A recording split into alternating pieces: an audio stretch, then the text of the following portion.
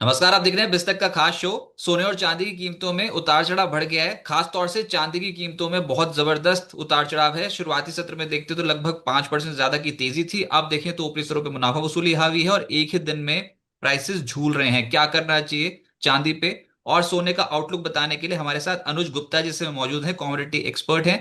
अनुज जी नमस्कार, बहुत बहुत स्वागत है आपका। नमस्कार सर, नमस्कार। तो जैसे मैंने बोला कि 5% सुबह सुबह ऊपर नजर आई थी अचानक से। और अगर अभी देखो तो 1.5% चांदी ऊपर नजर आ रही है। दो सत्रों में कीमत घरेलू बाजार में 10% ऊपर और अंतर्राष्ट्रीय बाजार में लगभग 24% ऊपर। ये क्या हो क्या रहा है? ये वोलेटिलिटी बहुत ज्यादा बढ़ गई है चांदी पे, ऐसा क्यों?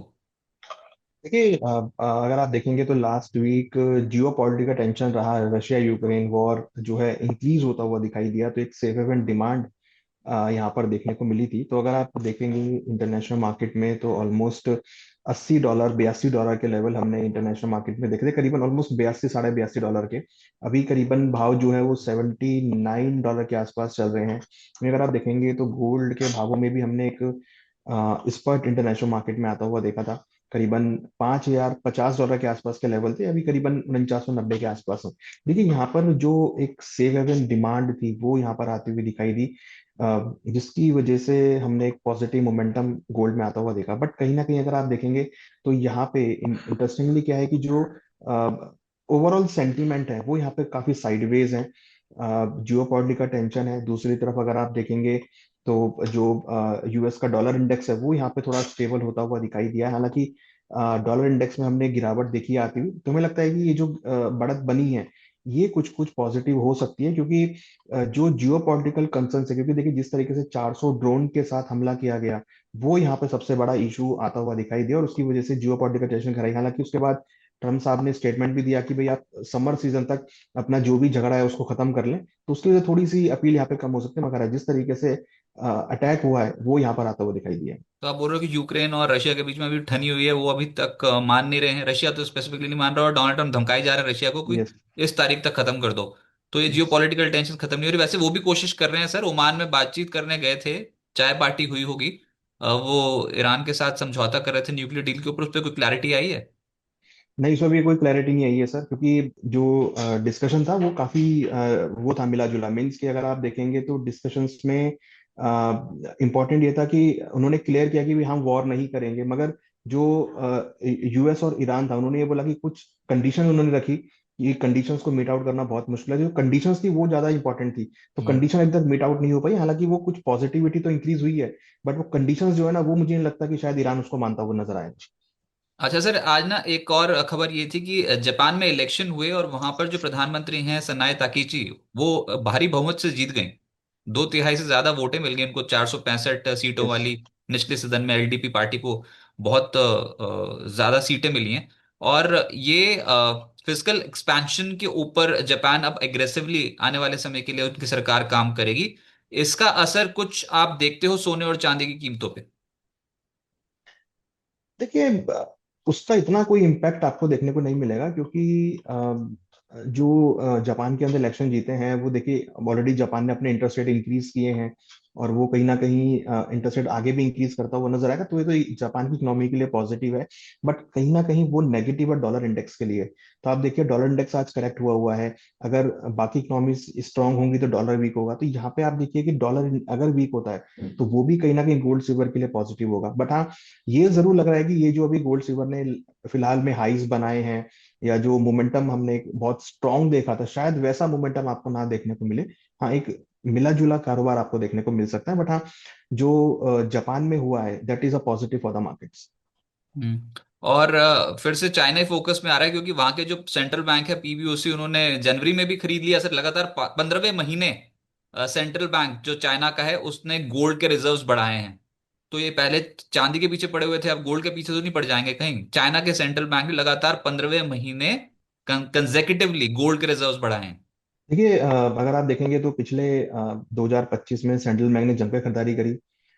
चाइना ने जो है खरीदारी करी। इवन काफी सेंट्रल बैंक्स ने खरीदारी करी, नॉट चाइना, काफी सेंट्रल बैंक्स ने खरीदारी करी। चाइना लगातार खरीदारी कर रहा है, और आप देखिए पिछले 2-3 महीनों में भी चाइना ने खरीदारी करी है। देखिए चाइना को लगता है कि जो, देखिए यहाँ पर जो रेस है ना वो मिनरल्स को लेकर है, जो आपके नेचुरल मेटल्स हैं उनको लेकर है। तो यहाँ पर हम देख रहे हैं कि चाइना लगातार नेचुरल मेटल्स को होल्ड कर रहा है, चाहे वो सिल्वर हो चाहे वो गोल्ड हो।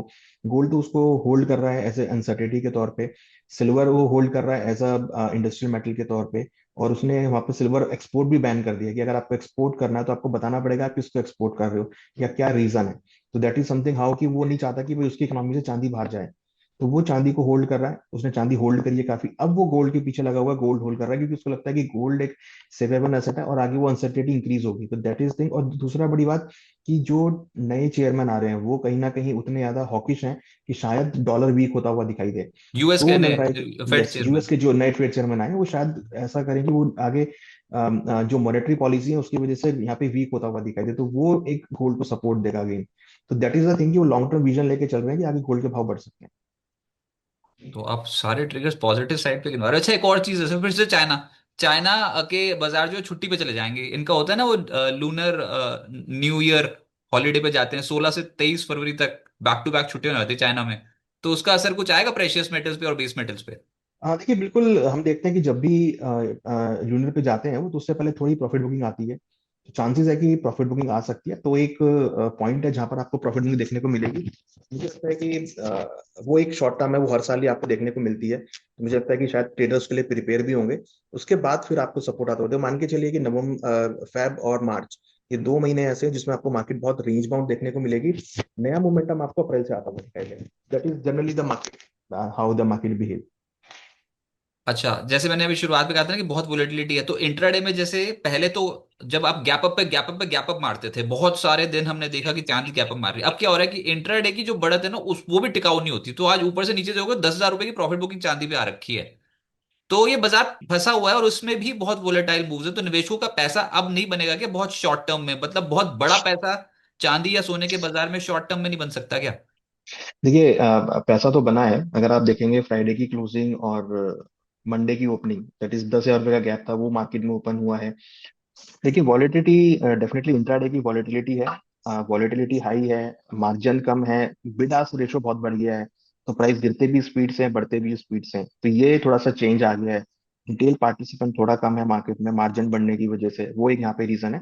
बट हाँ दूसरा, इंटरनेशनल में वॉलिडिटी बहुत ज्यादा हो गई है, तो एकदम सडनली से बायर आता है, टेक्निकल टर्म्स बायर सेलर आ गया एकदम से हो गया।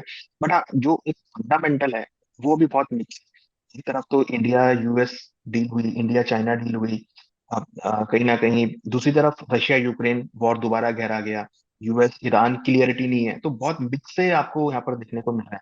मुझे लगता है कि ऐसे में मार्केट बहुत आपको वॉलेटाइल होगी। बट हाँ एक क्लियर ट्रेंड में मार्केट नहीं चलेगा, कभी ऊपर जाएगा कभी नीचे आएगा। तो ये थोड़ा सा अभी जो मार्केट है बहुत अनसर्टेन है, तो यहाँ पर बहुत समझदारी से रुक आपको ट्रेड करना चाहिए। और ये जो बड़े बड़े इंटरनेशनल ब्रोकिंग हाउसेज है ना, ये भी थोड़ा कॉशियस ही हैं। अब ये उनकी कमेंट्री एकदम से ऊपर नीचे आ रही है, कुछ क्लियरली नहीं बोल रहे अभी। जैसे गोल्डमैन सैक्स की जो ट्रेडिंग डेस्क है उसकी वार्निंग आई थी कि 80 बिलियन US डॉलर की स्टॉक सेलिंग हो जाएगी अगर इसी तरीके से भाव गिरने शुरू हो गए। तो जो गिर रहे थे ना पीछे, अभी बिटकॉइन गिर रहा था, सिल्वर गिर रहा था, डाउ जोन्स और S&P टूट रहे थे अचानक से, तो उनकी वार्निंग शुरू हो गई थी कि भैया ये तो कैस्केडिंग इफेक्ट है, एक एसेट गिरता है तो दूसरा गिर जाता है, बिटकॉइन गिरता है तो सिल्वर गिर जाता है, अब S&P 500 के स्टॉक भी गिर रहे हैं, तो धड़ाधड़ टूट सकते हैं, 80 बिलियन US डॉलर की सेलिंग हो सकती है। बताओ, ऐसी ऐसी वार्निंग इशू कर रहे हैं, इनको भी समझ में आ रहा है कि सोने और चांदी पे क्या हो रहा है, या फिर इन्होंने भी बहुत सारे एनालिस्टों ने पहली बार ही देखा होगा? देखिए यहाँ पे चीज क्या है ना, अगर आप यूएस को एवेल्युएट करेंगे तो आज यूएस के अंदर बिटकॉइन गिर रहा है, क्रिप्टो करेंसी गिर रही है।